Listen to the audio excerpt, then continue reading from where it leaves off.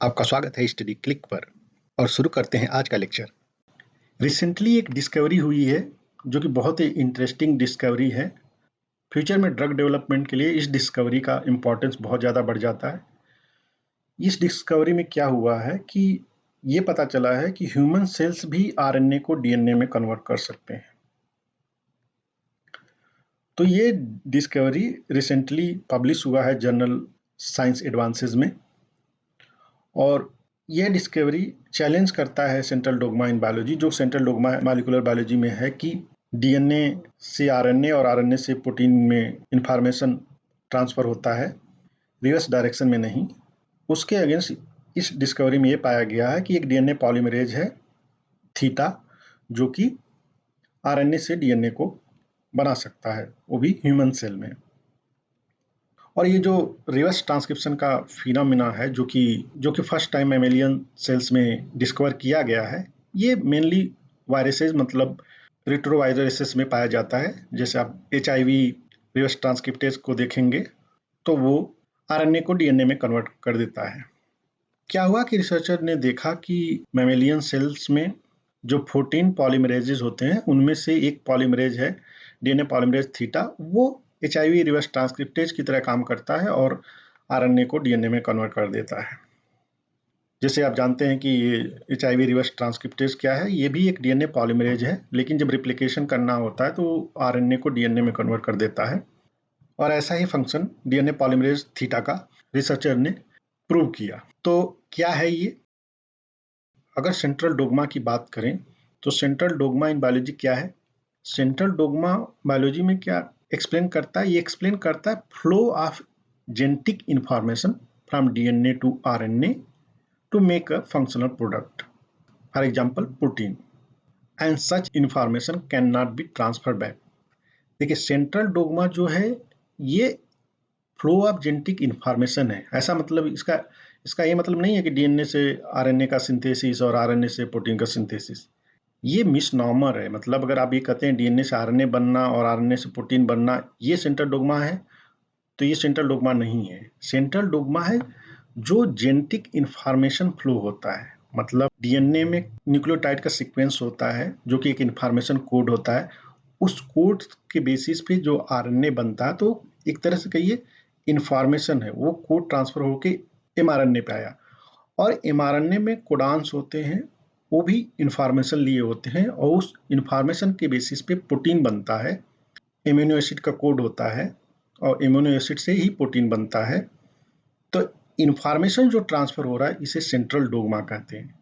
लेकिन अगर आप कहें कि डीएनए से आरएनए सिंथेसिस हो रहा है, आरएनए से प्रोटीन सिंथेसिस होता है, तो सिंथेसिस होना यह है, सेंट्रल डोग्मा नहीं होता है। जस्ट इंफॉर्मेशन जो ट्रांसफर होता है उस फ्लो को सेंट्रल डोग्मा कहते हैं। ये माइन्यूट डिफरेंस है, होप कि आपको समझ में आ गया हो। तो एग्जिस्टिंग सेंट्रल डोग्मा क्या है उसको हम देखते हैं। मैमेलियन सेल्स में अभी तक क्या रिपोर्टेड है? आपका एक डीएनए होता है। डीएनए का क्या होता है? पहले रिप्लिकेशन होता है, मतलब डीएनए से डीएनए बनेगा, इसको डीएनए रिप्लिकेशन कहेंगे।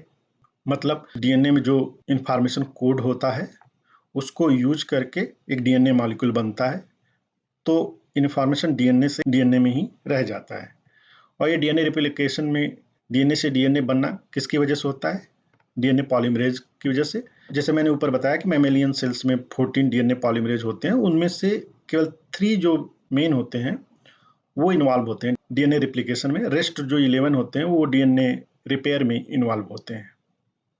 फिर डीएनए से ट्रांसक्रिप्शन होता है, मतलब डीएनए से आरएनए बनता है। डीएनए में जो इंफॉर्मेशन होता है वो ट्रांसफर होता है आरएनए में, किसकी वजह से? बाई आरएनए पॉलीमरेज, और आरएनए बन जाता है।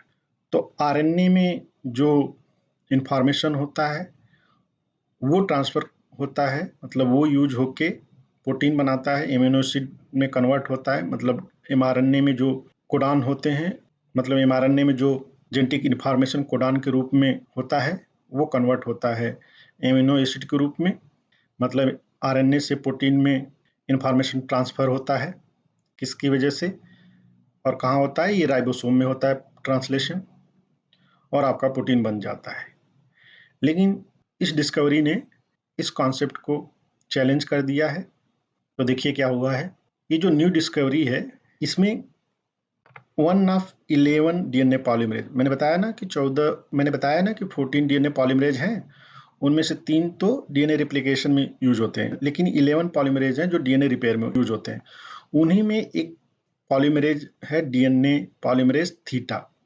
ये भी डीएनए रिपेयर करता है, लेकिन जब ये डीएनए रिपेयर करता है तो बहुत एरर करता है, बहुत म्यूटेशन करता है। यह डीएनए पॉलीमरेज थीटा जो है, ये डीएनए रिपेयर जब भी करेगा बहुत सारा म्यूटेशन बना देगा, बहुत सारा एरर करता है, मतलब ये एरर प्रोन डीएनए पॉलीमरेज है। लेकिन जब रिसर्चर ने इसकी स्टडी की, मतलब इसका फंक्शन जानना चाहा, तो इन्होंने देखा कि यह डीएनए पॉलीमरेज थीटा है, यह आरएनए को डीएनए में कन्वर्ट कर देता है। जैसे एचआईवी रिवर्स ट्रांसक्रिप्टेज है, उसी तरह यह है डीएनए पॉलीमरेज थीटा आरएनए को डीएनए में कन्वर्ट कर देता है। मतलब जो इन्फॉर्मेशन आरएनए में है उसको यूज करके यह डीएनए को बना देता है। तो आरएनए से डीएनए बन जाता है, इन्फॉर्मेशन जो है आरएनए से डीएनए में कन्वर्ट हो जाता है। किसके द्वारा? डीएनए पॉलीमरेज थीटा के द्वारा। और यह कैसे काम करता है? एग्जैक्टली वैसे ही काम करता है जैसे एचआईवी रिवर्स ट्रांसक्रिप्टेज। ऐसा नहीं कि ये रिवर्स ट्रांसक्रिप्शन न्यू डिस्कवरी है। एक्चुअली रिवर्स ट्रांसक्रिप्शन वायरसेस में पहले ही डिस्कवर किया जा चुका है और इसके लिए नोबेल प्राइज भी दिया जा चुका है। लेकिन ये नई डिस्कवरी है मैमेलियन सेल्स में, मतलब यूकैरियोटिक सेल्स में ये पहली डिस्कवरी है। तो इस स्टडी का इम्पोर्टेंस क्या है? इस रिसर्च में रिसर्चर ने क्या पाया? 2 चीज़ उन लोगों ने देखा कि हेल्दी सेल्स में जो डीएनए पॉलीमरेज थीटा है, यह आरएनए मेडिएटेड डीएनए रिपेयर करता है, और अनहेल्दी सेल्स में ये जो डीएनए पॉलीमरेज थीटा है, ये कैंसर सेल के ग्रोथ और ड्रग रेजिस्टेंस को प्रमोट करता है।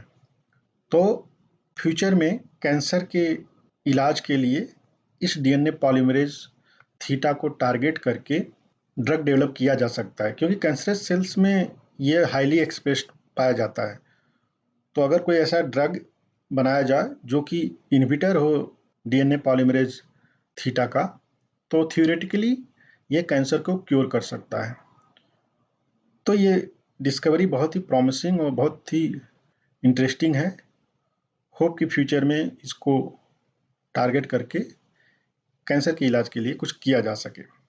लाइक, शेयर और सब्सक्राइब करें स्टडी क्लिक को। थैंक यू, धन्यवाद, जय हिंद।